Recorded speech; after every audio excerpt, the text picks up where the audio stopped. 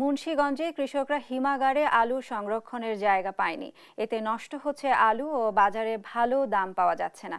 বিস্তারিত জানাতে সরাসরি যুক্ত হচ্ছেন আমাদের সহকর্মী সুমিত সরকার। সুমন, আলু সংরক্ষণে কৃষি সংস্কার অধিদপ্তরের পক্ষ থেকে কোনো উদ্যোগ নেওয়া হয়েছে কিনা, সেখানকার বিস্তারিত নিয়ে আমাদের জানাবেন।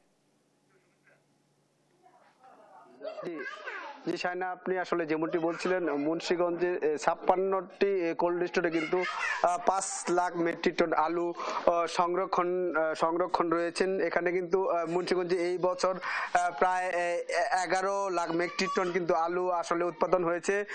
যেই পরিমাণ আলু উৎপাদন হয়েছে সেই পরিমাণ কিন্তু সংরক্ষণ করার কোনো কোল্ড স্টোর নেই। সেই কারণে কিন্তু এখানকার যারা কৃষক রয়েছেন তারা কিন্তু কোল্ড স্টোরে জায়গা না পেয়ে কিন্তু তারা সনাতন পদ্ধতিতে কিন্তু আসলে তাদের বাড়িতে মাচা করে আসলে সনাতন পদ্ধতিতে আলু সংরক্ষণ করেছেন। আর এইভাবে আলু সংরক্ষণ করার কারণে কিন্তু এখানকার আলু কিন্তু নষ্ট হয়ে গিয়েছে বলে আমরা এইখানে এসে দেখেছি। এখানে আমি এখন রয়েছি টঙ্গিবাড়ির রংমেহর এলাকায়। এই এলাকার প্রায় প্রতিটি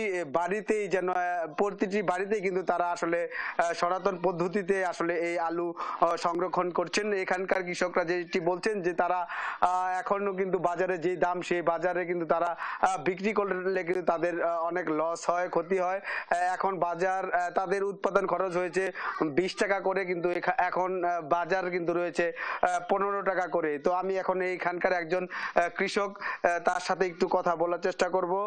আপনি একটু জানাবেন, এই সনাতন পদ্ধতিতে আলু রাখলে কি আপনাদের নষ্ট হয়ে যাওয়ার সম্ভাবনা থাকে কিনা? হ্যাঁ, এভাবে আলু রাখলে এই নষ্ট হয়ে যায়। আমাদের এই যে আলু রাখা হয়েছে আরো বেচার কথা ছিল আরো 1 মাস আগে, কিন্তু সে আলু বেচতে পারে না বিদায় আলু পয়সা নষ্ট হয়ে গেছে, অনেক আলু নষ্ট হয়ে গেছে। হ্যাঁ, তো কোল্ড স্টোরে আপনারা কি জায়গা পাননি? হ্যাঁ, কোল্ড স্টোরে লোড হয়ে গেছে, কোল্ড স্টোরে জায়গা পাওয়া যায় না, যার কারণে ঘরে আলু রাখতে হয়েছে। ধন্যবাদ আপনাকে। আসলে আপনি যেমনটি শুনলেন, এখানকার কৃষকরা কিন্তু বলছেন যে কোল্ড স্টোরে জায়গা না থাকার কারণে কিন্তু তার সনাতন পদ্ধতিতে বাড়িতেই তারা আসলে আলু রেখেছেন, আর এই কারণে আলু কিন্তু পচে নষ্ট হয়ে যাচ্ছে বলে আমাদের এখানকার কৃষকরা জানিয়েছেন। তো এই ছিল আমার কাছে মুন্সিগঞ্জের টঙ্গিবাড়ি থেকে আলুর সবশেষ খবর। শায়না, ধন্যবাদ সুমন আপনাকে। আলু সংরক্ষণে নানা জটিলতার বিষয়ে মুন্সিগঞ্জ থেকে জানাচ্ছিলেন আমাদের সহকর্মী সুমন।